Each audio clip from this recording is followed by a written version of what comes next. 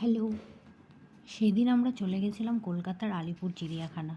আমরা একটু কাজের জন্যই কলকাতা গিয়েছিলাম। কাজের ফাঁকে ভাবলাম একটু ঘুরে আসা যাক। সবসময় তো আর সেরকমভাবে ঘুরতে আসা হয়ে ওঠে না।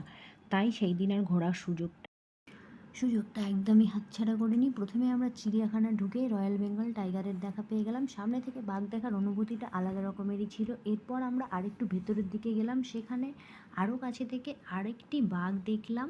এই বাঘটিও পায়চারি করছিল আর জোরে জোরে গর্জনও করছিল। এরপর আমরা দেখলাম সাদা বাঘ, এই বাঘটিও জোরে জোরেই গর্জন করছিল।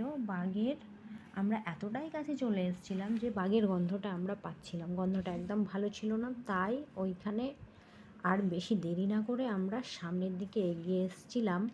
এরপরে আমরা দেখলাম জিরাফ, তারপরে হাতি, আরও অনেক প্রাণী দেখলাম। গন্ডার, জলহস্তী, জেব্রা, ময়ূর, অনেক ধরনের পাখি। সবগুলোর ভিডিও করা হয়নি।